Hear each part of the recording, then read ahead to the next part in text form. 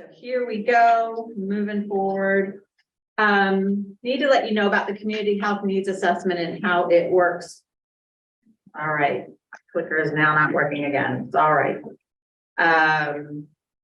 There we go. And our core partners. So we do this process every 3 years in Harvey County. And this is a process that some of our partners who you see on the screen need to have for funding. They need to have it for accreditation. And we as the health department are the coordinators of it in Harvey County. So just to call out our partners, we have the Blue Cross Blue Shield of Kansas Pathways to a Healthy Kansas. We have our Health Ministries Clinic. We have, of course, the public health. We have NMC Health, which is our local medical center hospital. We have our KU COPE, or Communities Organizing to Promote Equity. Those folks are people who started to hear about our community health workers. We're very excited to have them on board. And Prairie View, which we're at today, which we want to thank them for this facility and their resources. The Healthy Harvey Coalition and Mirror Incorporated, particularly their prevention center. So, but we work with all of them. So core partners. With that, health happens where we live, learn, work, worship, and play. You probably have heard that quite a bit out of my mouth. And that is part of our theme that we use for the community health needs assessment. All of our core partners began the process in October of 2021, where we, this is 2022, where we sat down and we created a timeline for this particular process. And we're developing a 3-year community health improvement plan. We currently have a plan in place that was created in 2021. One more year back, 2020. COVID has really messed up our systems, as we know. So in July of 2020, which we were in the midst of COVID, we began the 3-year plan that we are in right now.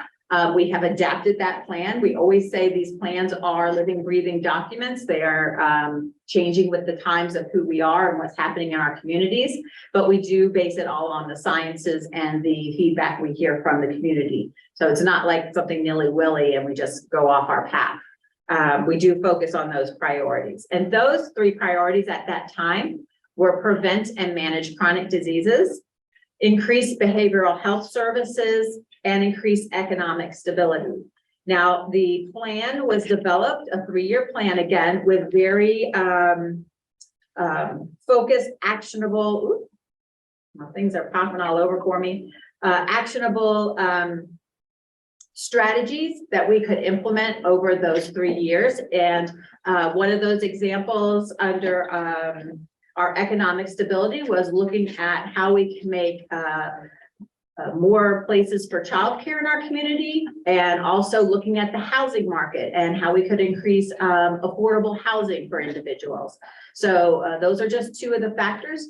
In July or so, you will get a report on what has happened over those 3 years and what the results have been from that particular plan. We will not be surprised if some of those things carry over into this next 3-year plan. Because obviously it takes more than 3 years to get some of our things accomplished. So, or we'll maybe change ideas. So the next step is for this year. The committee sat down in October and we set the pace, meaning a timeline for how we were going to get this done. And we completed the survey review. Thank you for everyone who took that survey. It was one of our longer surveys that we've ever done in this process. This actually is our 3rd time doing this. Yes, 3rd time doing this. And this is where we were, the data survey input and the quantitative data. So you're going to see a lot of things that we pulled together as secondary data. That is, of course, the nuts and bolts that you get from evidence-based programs and things that you are looking up at charts, things that are coming from Kansas Department of Health and Environment, Kansas Department of Education, all those sources. So we'll get input on that today. But the survey was done on the paper and online. That is the qualitative, right? The quality kind of input you're getting.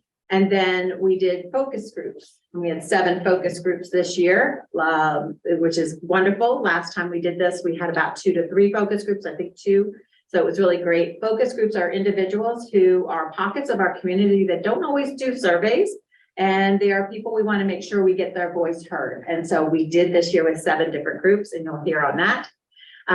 We're having 3 stakeholder meetings, and 1 can be considered today because there's one on ours that we kind of keep it as an extra just in case we need one more to talk about the community health improvement plan.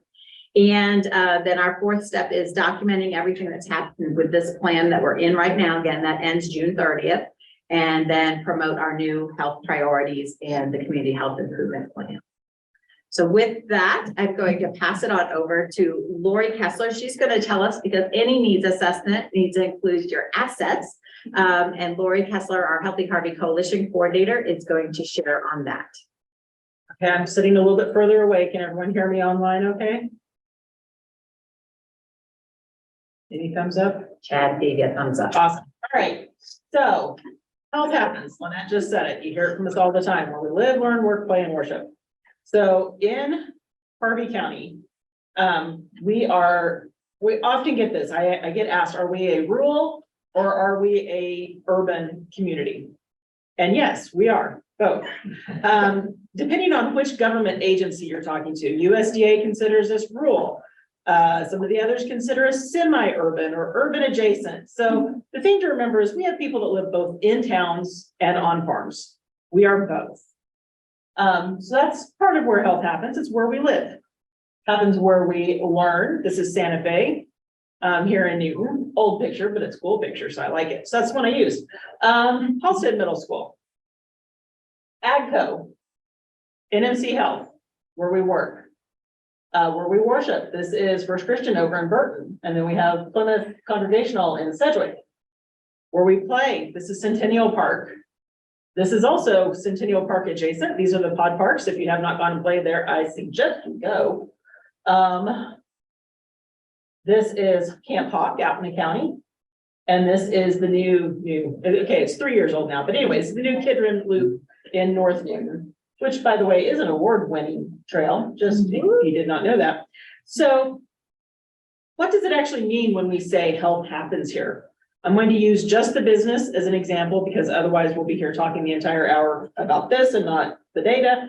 So within a business, any employer may offer health insurance, which we all know is a big thing with staying healthy, is can you go to the doctor when you need to?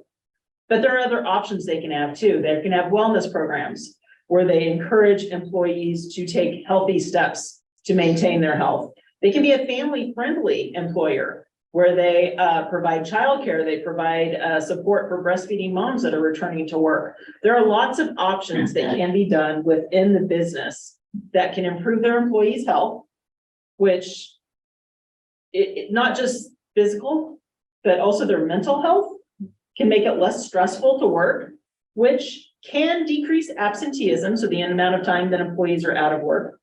Presenteeism, which means when you're at work, but you're really not at work and not getting anything done. And then also help with employee turnover and boost productivity of the businesses. So that is one way when we're saying health happens. That's one example of what we're meaning when we're saying that health happens. So health also happens in between. Come on. It's not wanting to move again, Lynette. There we go. It happens in between, in social connectivity, in our people, not just where we live and learn and work and play and worship, but also where we come together to do things. And I picked a couple to put up here on the screen because, again, if I put all of them up there, we would be here for the next 3 hours just talking, and then we would not hit everything. So some of this, okay, first off, perfect example of coming together in a community to improve the health of our community is what we're doing in this room right now and online, and the people that are going to be watching the recording. Some of the other examples, though, we've got the Healthy Harvey Coalition, or the Umbrella Coalition. We have 3 partner coalitions, 7 leadership teams, including Workwell Harvey County, which I talked about businesses earlier. 3 groups that work specifically on community health improvement plans. We've helped develop master biking and walking plans for 5 of our 7 municipalities, which is why I picked the parks and the trail pictures that I had earlier. Food and Farm Council, appointed by the county commission to improve the accessibility, education, and economy of the locally produced foods. We just completed a food system assessment and developed a 5-year strategic plan. And that data from the community food assessment is included in our data for the needs assessment. Drug Free Youth Coalition. They've helped introduce codes of conduct into the multiple schools and implement behavioral health services for youth in schools that have violated policy in relations to tobacco, alcohol, drugs, bullying, that sort of thing, so that students stay in school rather than getting kicked out. They've also added support for parents. Again, I'm just picking little bits and pieces of what we've done with all of these groups because there's just way too much. STAND, which is our youth group. They're in all of our county schools. They're also over in Peabody.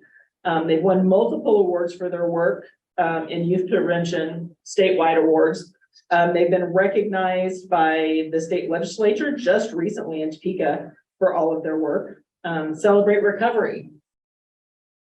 That I'm also lumping in with Celebrate Recovery, AA, NA, Drug Court. These are all community-based efforts to help people recover from substance use disorders. Drug Court just recently celebrated their first graduate.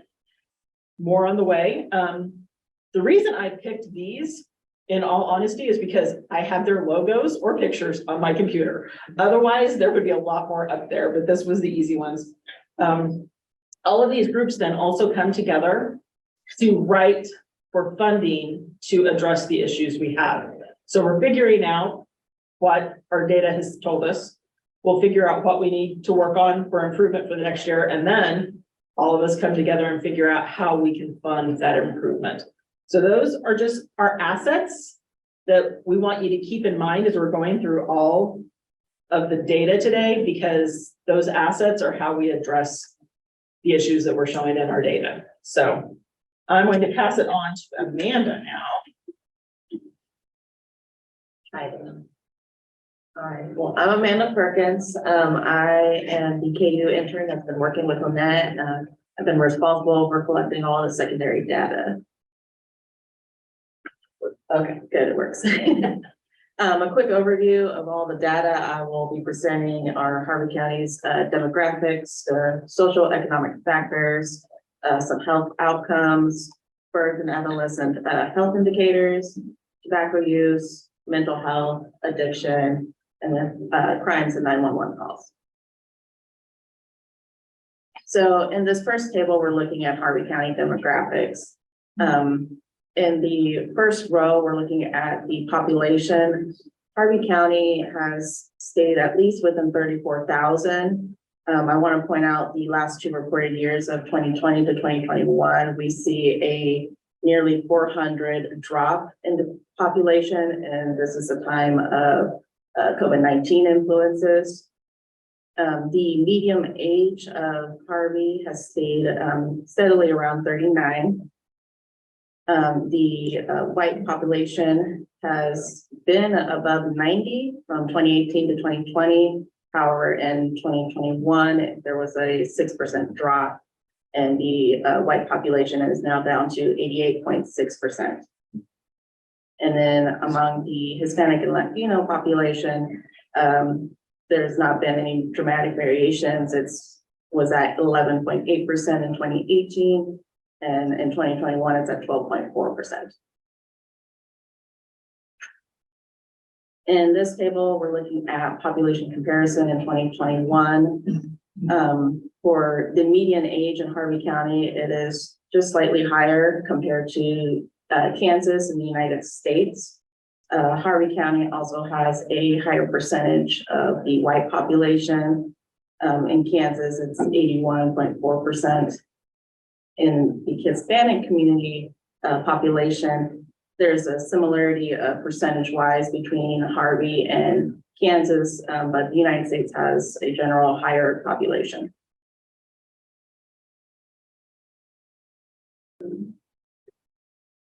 Next, we're looking at some social economic factors. This table includes data on the median income, the percent of uninsured and the percent of people below the poverty level. So for median income, it has increased over the reported years from 50,287 in 2013. It is now up to in 2021, it's up to 60,563. The percent of those without insurance has improved, but I want to know in the last few reported years from 2017 to 2021, there's an increase. In 2021, we're at 8.4%. The people below the poverty level has improved over the years. From 2013, it was at 12.8%. It is now down to 9.8% in 2021. Next, we're looking at the food insecurity as of 2020. The total population at that time was 34,024. The number for our food insecure population is 3,504. This gives us a percentage of 10.3. Harvey's percentage of food insecure is better than the nation at 11.8, but higher than the state of Kansas.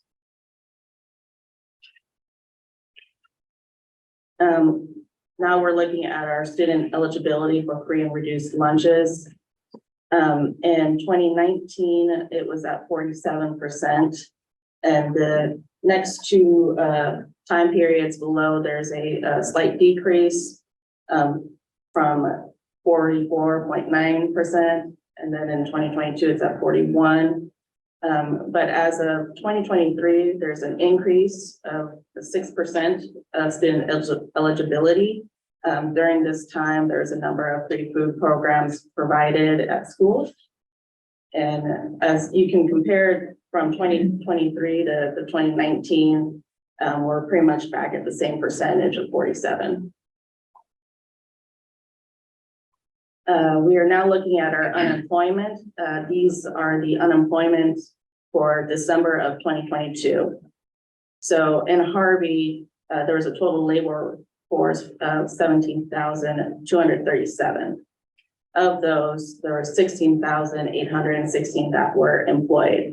The unemployed were 421. That gives us a percentage of 2.4. The graphic on the right shows the comparison between Kansas and the United States. The green line is Harvey County. Harvey does have a lower percentage of the unemployment rate. This graph here shows the 12-month trend of unemployment.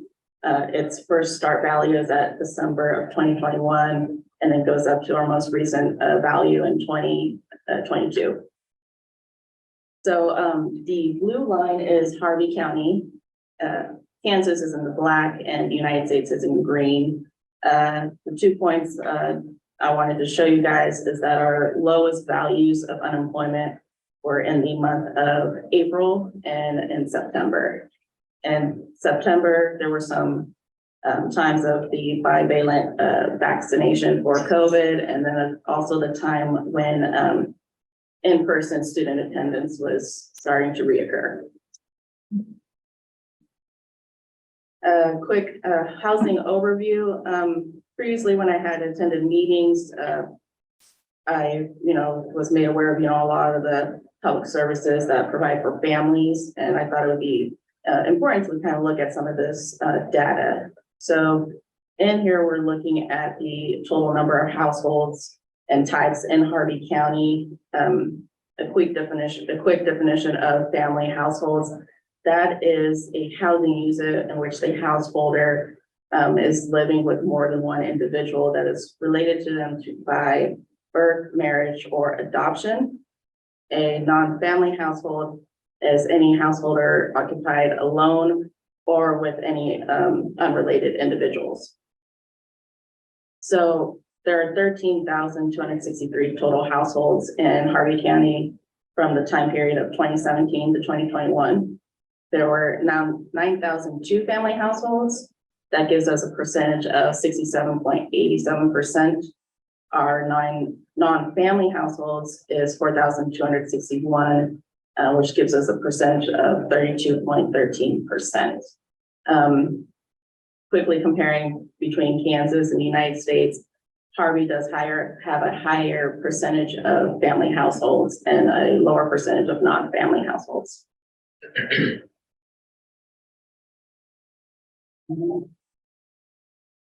Yeah. Okay. Okay.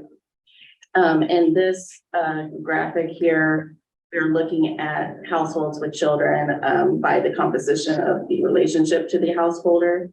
The largest category that we have are married family households with children. That is at 70.6%. The next largest is the single female family household, which is at 23.5%.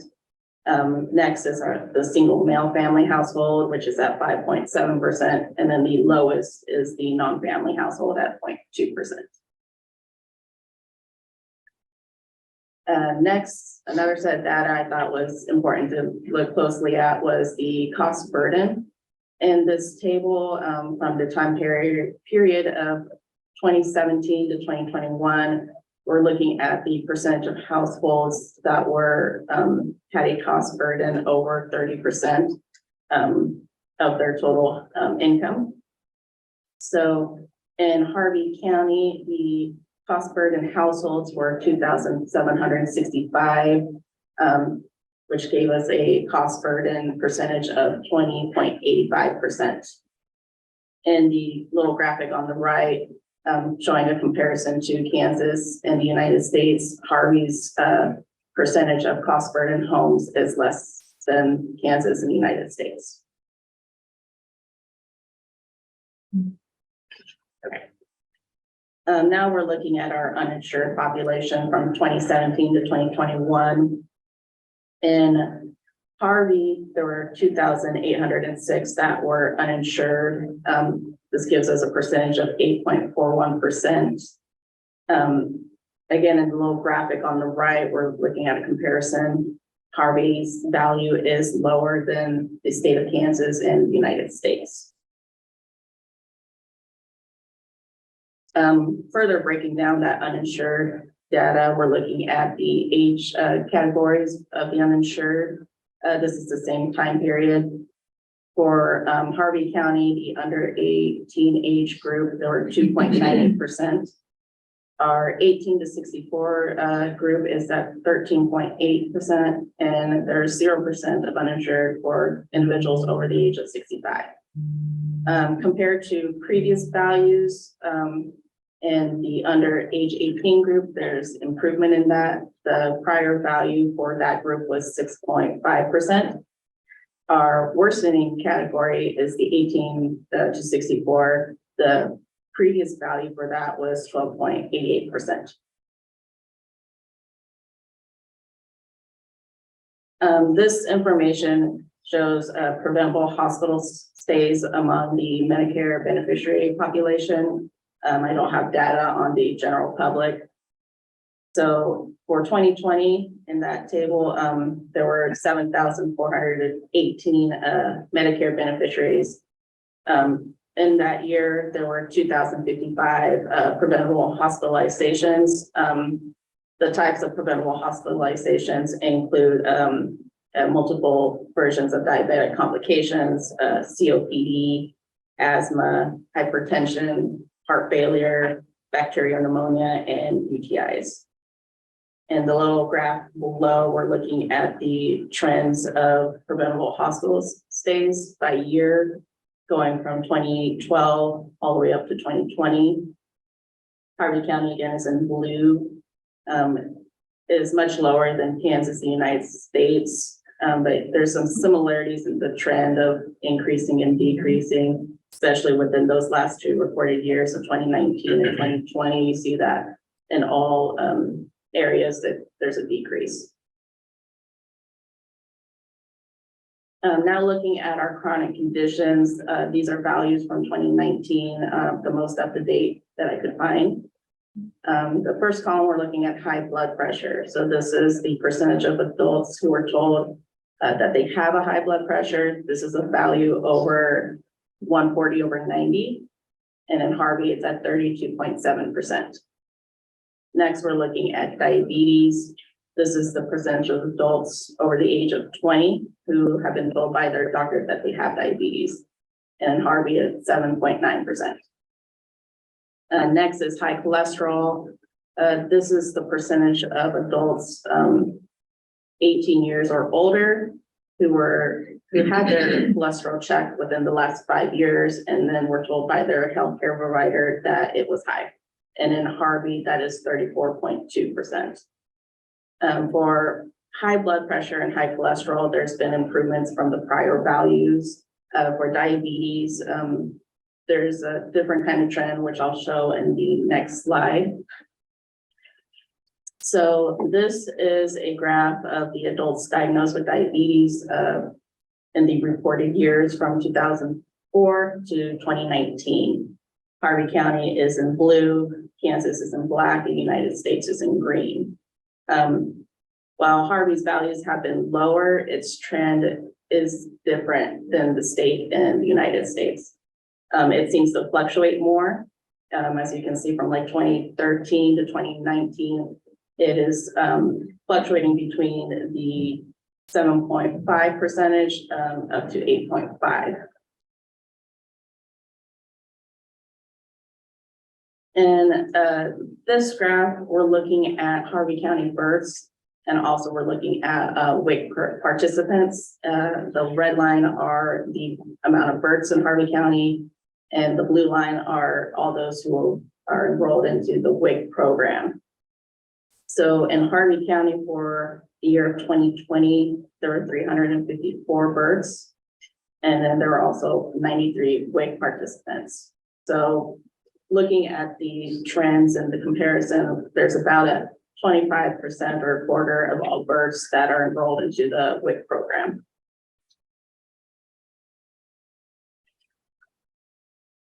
So now we're looking at some birth health indicators. In that first category, we're looking at prenatal care. This is the percentage of live births to mothers who received adequate or more than adequate care. Over the years, it has decreased. In 2018, it was at 91%.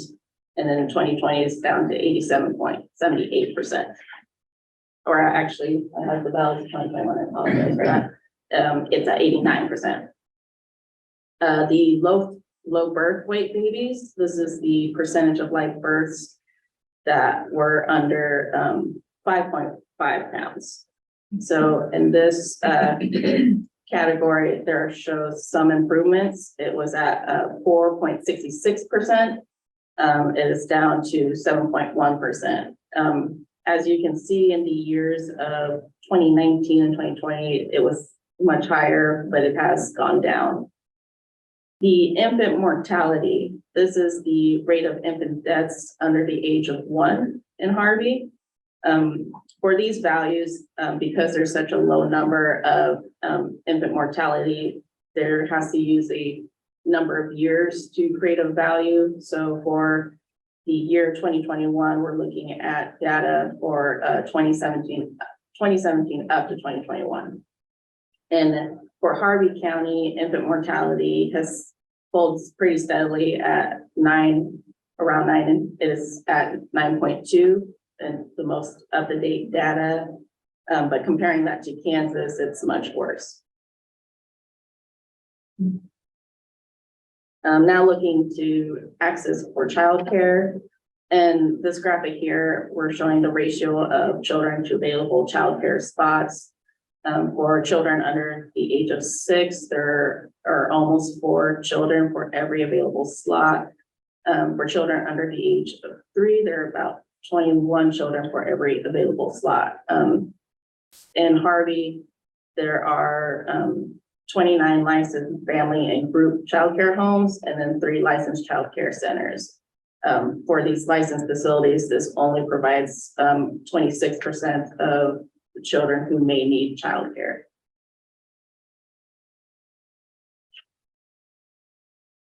Now looking at adolescent health coverage, In the first table, we're looking at the percentage of children under the age of 19 without health insurance. Over the reported years, it has decreased. In 2021, we're down to 2.2%. That is 1 in every 47 children that are uninsured. You can see that it's decreased with the second table below, where the enrollment into the health coverages of Medicaid and CHIP. From both of those types of coverages, there's been increasing values over those reported years of 2018 up to 2021. Some more adolescent health indicators. The first table, we're looking at mental health rate. These are child hospital discharges that had a mental health diagnosis. In Harvey, there's been improvements on the rate. In 2018, it was at 5.6, and then it's now down to 2.3 in 2020. The second table I have is on teen violent deaths. This is among teens ages 15 to 19, and the types of deaths include homicide, suicide, and motor vehicle accident. So for this set of data, we have a lack of information. We only have data points from 2018 to 2019. And we also have a year that it's skipped. We don't have any values for 2020. Again, this is the time of COVID-19. And for 21, we don't have any applicable information. So it's difficult to identify any type of trends on the teen violent deaths. So now we're looking at tobacco adult usage. In the table, we're looking at the percentage of adults who currently smoke cigarettes. In Harvey County, it's fluctuated a little bit. It was at 16.7%, went down in 2019, but is now back up at the same value in 2020. The graphic I have there is from the KDHE. This is on general information for the state of Kansas, not necessarily Harvey in particular, but it's just showing that nearly 1 in every 4 Kansas adults uses some form of tobacco product.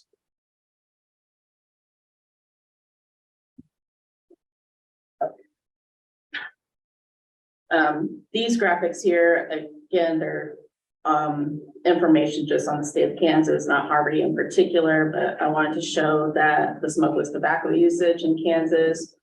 The blue line is overall usage in Kansas, and in 2018 we're at 5.8%.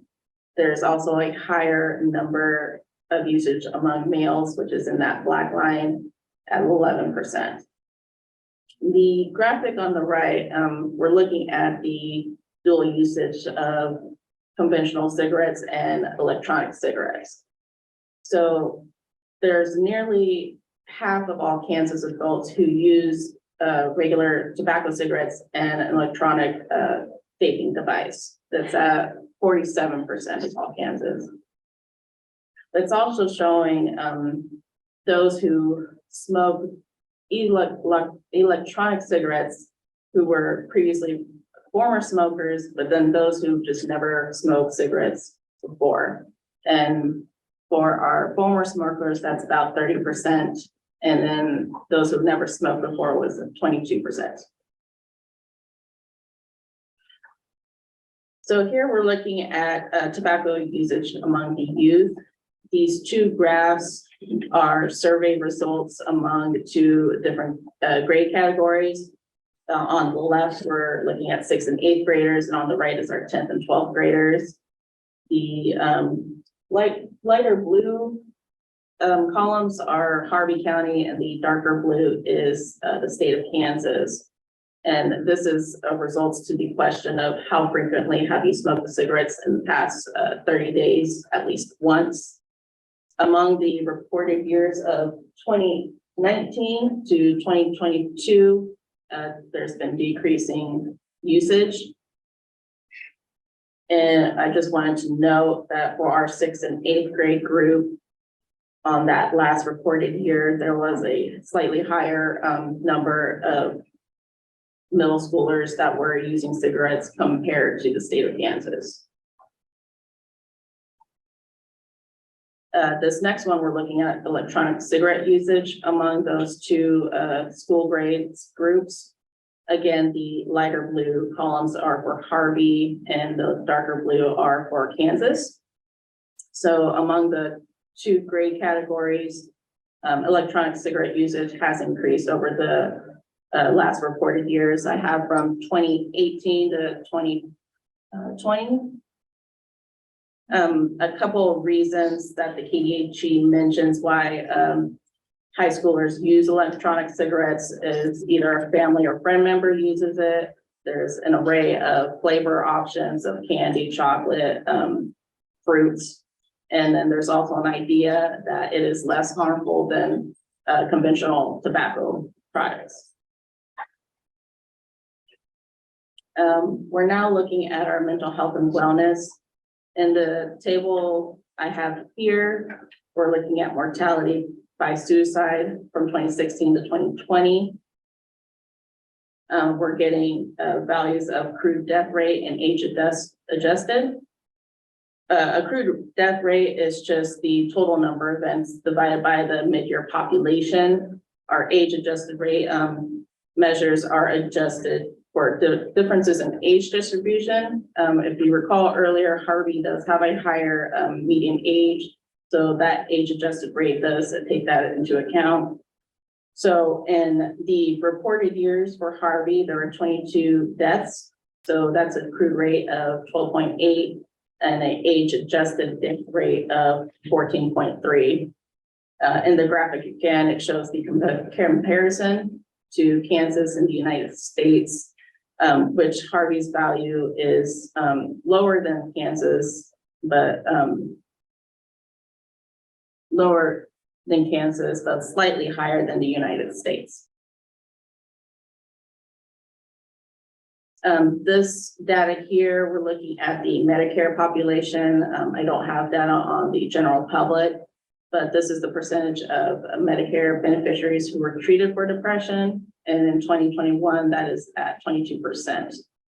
The graph I have here is, again, showing the year trends of depression among that Medicare population.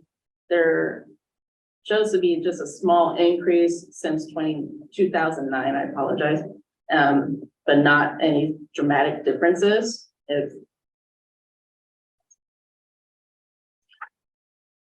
Next, we're looking at addiction. And the table, we're looking at death rates due to drug poisoning. This is from 2017 to 2019. And Harvey, its rate is at 9.7. And on the graph again, we're showing the year trends of drug poisonings in Harvey.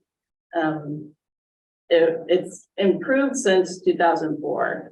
However, the years from 2013 to 2017, you see those are the highest rates among the reported years, but is now down to 9.7. So now we're looking at our crimes. And the top table, we're looking at our crime index. This includes murder, rape, robbery, aggravated assault and battery, burglary, theft, and motor vehicle death. In Harvey, the crime index has increased. It was at 18.9 in 2019. It is now up to 24.6. The second table I have there is the violent crimes. So this includes homicide, rape, robbery, and aggravated assault. So in Harvey, there were 395 violent crimes in the reported years of 2015 to 2017. That gives us a rate of 375.4. Now, in the graphic showing the comparison, its value is higher than the state of Kansas, but not that of the United States. Now we're looking at our 911 calls. The table here shows the categories of general 911 calls. I have in bold the categories that showed an increase over the reported years. A few examples is the disputes, general information, alarms, community service, just to name a few. The pie chart on the right shows the percentage of each category out of all total 911 general calls. I'm just going to point out the majority of them were from vehicle, which is 26%. The miscellaneous was at 22%. And then the third most common was community service at 19%. These are our criminal calls. Again, in the table, showing all the categories of criminal call types. And the bold, again, I only highlighted those to show which category showed an increase over the 2 reported years. And that is of rape, sex offense, and a child in need of care. And the chart on the right, again, we're looking at the percentage of each category out of the total amount of calls in 2022. The largest category, which is nearly half of all those calls, were from child in needs care. The second largest was harassment at 18%. This last slide here are on 911 health event calls. There are several categories here. I apologize if it's difficult to read. I just want to point out the most common health-related 911 calls, which are falls at 18%, a sick person at 15%, breathing problems at 11%, and injury incident is at 9%, and then chest pain is at 7%. And that is all I have for you to present. A lot of information. So I'm just going to suggest, if you'd like to, please stand up. Work Well Kansas, and that is what we are at Harvey County with our wellness team. Sitting a long time is not always good for us. So feel free to stand up wherever you are, take a stretch. We are going to keep going because we do have a lot more to share. I told you there was a lot to digest. Again, you'll get it all on your computer. You'll be able to look really closely at some of these numbers as well. And I thank Amanda greatly for her work as an intern with us. So we have to move on over to our surveys and focus groups with Alini.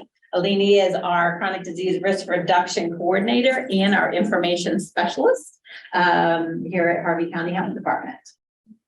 So you can go ahead and people just stand, sit, do what you need to do. Okay, so I'm going over the community survey results.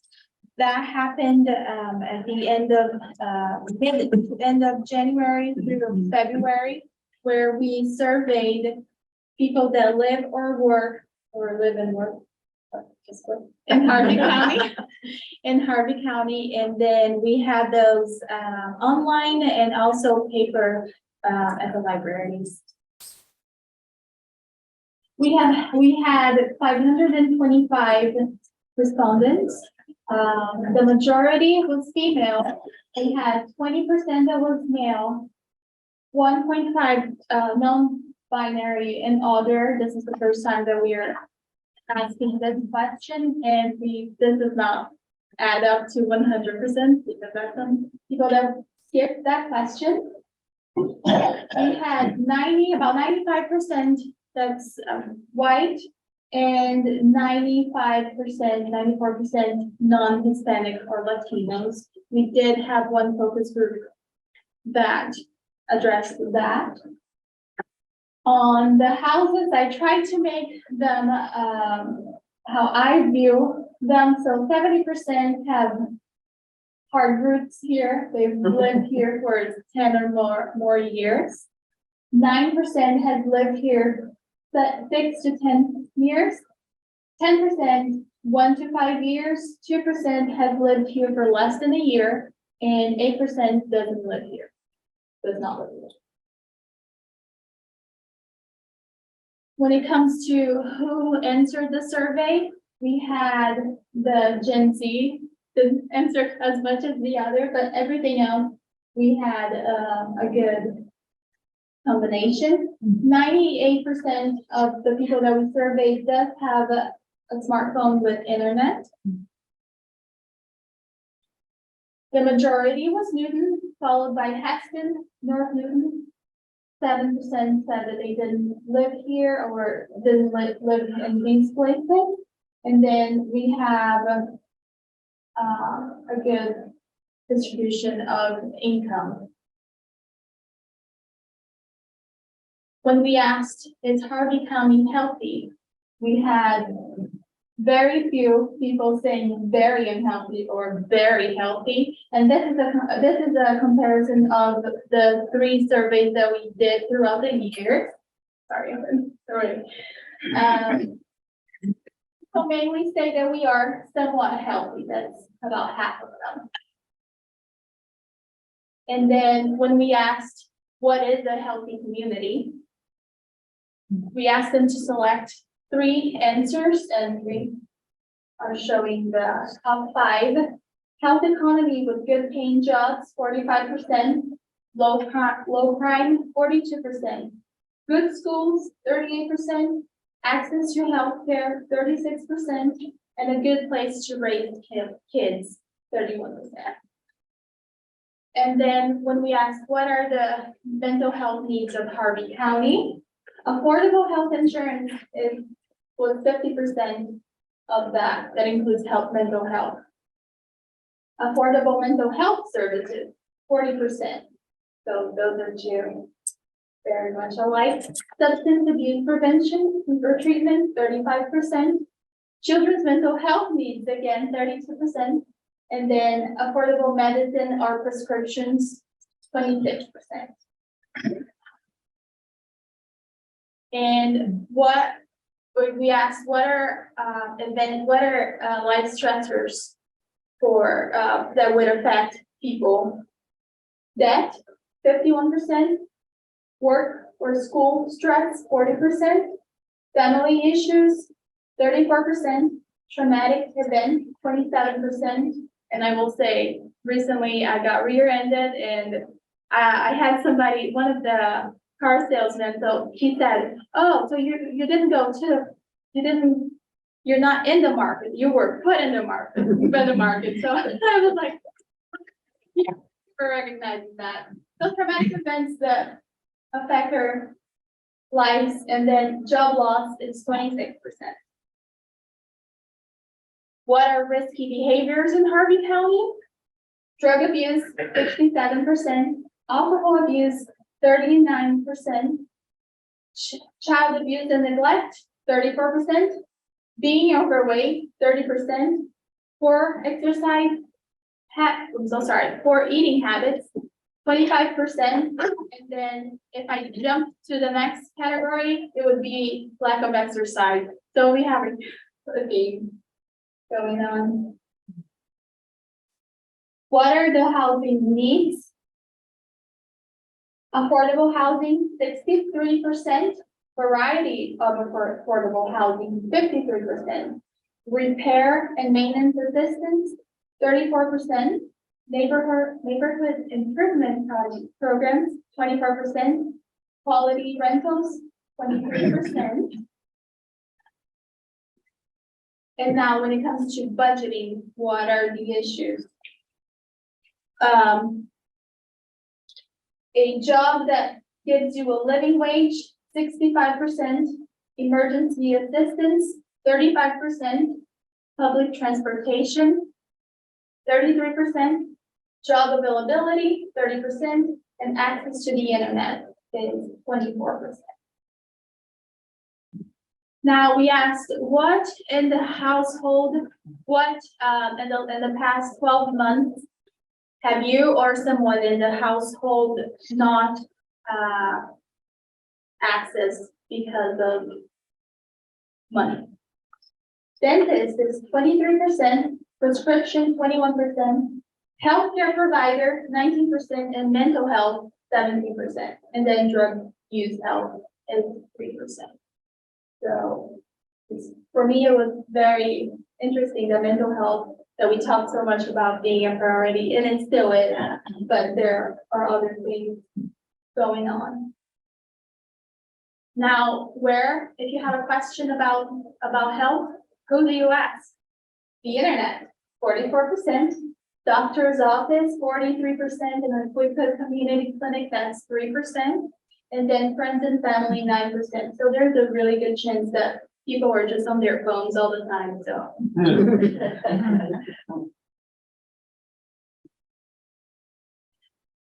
Have you had to go outside of Harvey County to access a service, healthcare service? 28% said yes, and then they gave us a list of what is it that they needed, pediatric services or specialists in general, for the reason why they had to travel. Of the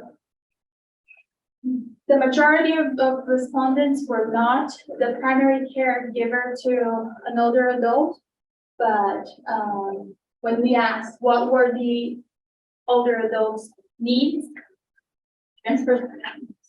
transportation is at 27%, caregiver support 26%, daily meals 24%. Mobilities in the community, 23%, and home health care, 20%.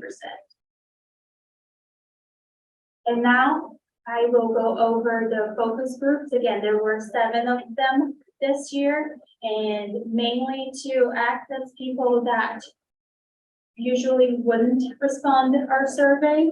I'd like to highlight Circles of Hope, because they address a low-income population, Casa de Tania, which was in Spanish, and then Pedro Bell, there were 7. What do you consider? What are the important factors for a healthy community? This is what they said overall. They were very concerned about food and grocery access, especially because the stores diminished their open hours. So they were like, I can't always go there, or it's not convenient anymore. There were a lot of people talking about social engagement and opportunities to exist, and then also help to exercise, things, so on and so forth. Is Harvey County healthy? The overall idea is that yes, unless you fall into a gap. And that kind of addresses what we are also talking about, is equality versus equity. What are the risky behaviors? Obesity, alcohol and drug abuse, self-harming, unsafe driving, tobacco use, and general concerns. We went back to the first question, kind of a date. Anything else that you think needs to be addressed in Harvey County? And then they talk about anything. I will say socialization spaces, youth mental health, LGBTQ plus friendly healthcare, transportation, affordable housing, quality housing, healthier meals, and homelessness. And now I will give it back to Annette. Thank you. So, again, we had 525 take the survey. Did we get an count on how many were actually at our focus groups? We will have that in the report. I'll have one. But she mentioned 3 of them. We also had Halstead Housing. We had one out at the Kansas Learning Center for Health in Halstead. Do you recall who our other? That's 6. Just want to make sure everybody knows we really tried to get into different sectors than we have previously and make sure voices were heard. I will send it out. Yeah, we'll have it on our report. So you'll see it on the notes. So just want to go to what happens now, right? What happens now? You have all this data, you're all going to get it. You're all going to get to dig into it. The next meeting we will have is April 13th. This is probably the only meeting that you won't be able to do a whole lot of talking at. These other meetings, we really need input because we need to create that 3-year plan that's doable. If you heard me 3 years ago, I say the same thing. It really needs to be actionable and doable, something that we can accomplish in 3 years. Little did we know when we developed it in March of February and March. You might remember, we did that all by Zoom, that data reveal, in March of 2020, and started it. We had no clue we were going to have a pandemic on our hands the size that we did. So, we say the same thing. We need to make it actionable and doable in 3 years, whatever we end up choosing as priorities. So priority setting will happen at the next stakeholder meeting. And then we will have a third stakeholder meeting, which will be our CHIP. And then, as I said, I threw that third one or that fourth one in there, and it's in italics because we may not need it. Our community health improvement plan, that is CHIP, would be complete, and we'll be ready to start jumping in July. Noted that we would wrap up this year's community health improvement plan and create that report. And then we will be creating a report with all the information you've got that we'll have it electronically, and then also make sure all our libraries have copies and have some for our other stakeholders. So we will have that completed, thanks to a lot of work by Amanda. And in July, we will begin the new community health assessment and promote what we did accomplish and what we're going to be doing. So the next step today is you're going to receive an email from Alini, and it will have this presentation, it will have the recording, and it will have a survey link. The survey is nothing like the survey you took for this, this assessment. This will be 3 minutes or less survey, but it will have some priority areas to help us really determine where we need to go. You've heard the data, you'll get to dig into that. You all have expertise in your areas that you bring to the table. And whether you're a community member, whether you're with an agency and you know a whole lot more things, you'll be able to use that with what we've gathered, and then complete that survey to help us pick our priorities. Priorities in the past have been 3. We've had 3 strong priorities in health issues, but we could go up to 5. Let's just say that. But again, we are busy people and we do need to focus. So 3 might be what we end at. Again, we'll decide that at the next stakeholder meeting. That is not something for the core team to decide as a whole. We really need the input of you as our stakeholders. So the next meeting will be here at Prairie View's auditorium. It will be in person, and we will be able to, as I said, dig into that. We plan an hour and a half. We may not need the full hour and a half, but we do hope that you keep that on your calendar as that to help us out. Another thing I want to point out is that many of you may already know that different agencies use this report, but this report shows the combined efforts of Harvey County. And there is a lot of funding that is brought in because of this data all being in one place, and we don't have to all search it all out.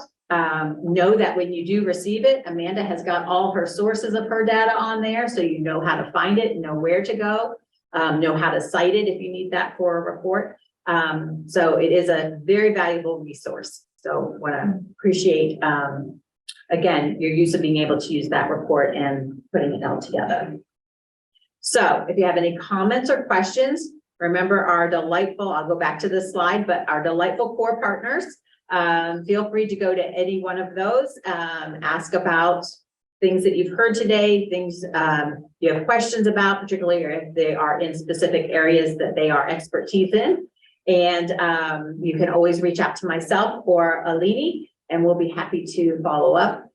Again, as an information specialist, we have got her digging into a lot of data as well. So she's able to help us, which is a wonderful resource here at the health department. Anybody who has joined us online who hasn't put your name in and put, if you're a community member and or with an organization and your email, please do that. That would be appreciated.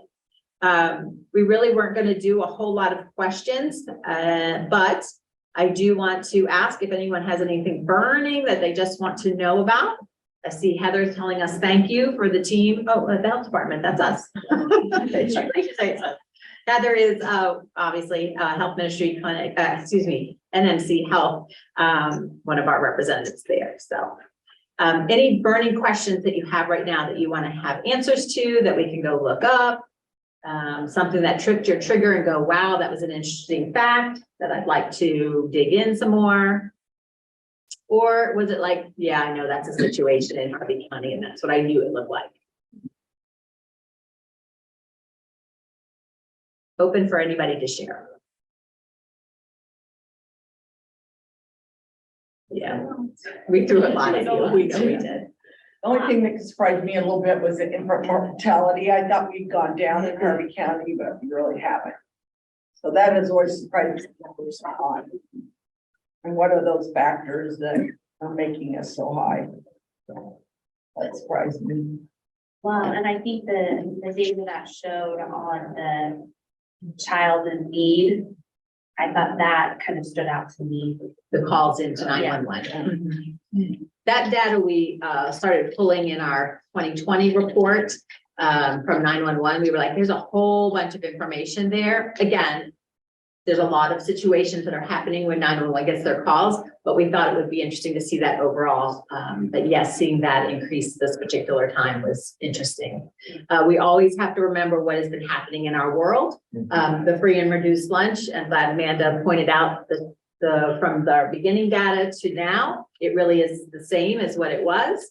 47%, I believe it was, is on free and reduced lunch for children. Whereas during COVID, there were a lot of free meals. There were a lot of parents did not have to fill out forms. We didn't really get a good accurate picture that particular year and a half perhaps, but looking at the trends again, will show us a little bit something. And that did reflect on the risky behaviors that, so the community is aware. Had a note here from Chad Fry. Interesting that dental care was the top thing people said they could not pay for. Kind of expected prescriptions to be numero uno. I like my Spanish there. Thank you, Chad, for that comment. All right. Well, again, we will be getting this out. You'll probably have this by at least 1 o'clock tomorrow. And again, take a couple minutes. We will give you till the 7th, please, to get that survey done. And then we will be meeting again on the 13th right here in Prairie View Auditorium. Yeah, thank you to Jody, and we've got a core partner with us. We're very excited to put this all together and see where we can go from here. Yeah, only way is up, right? Always up, get better, do better. All right, thank you very much. I'm gonna say goodbye to folks online, and we will catch you on the 13th, hopefully.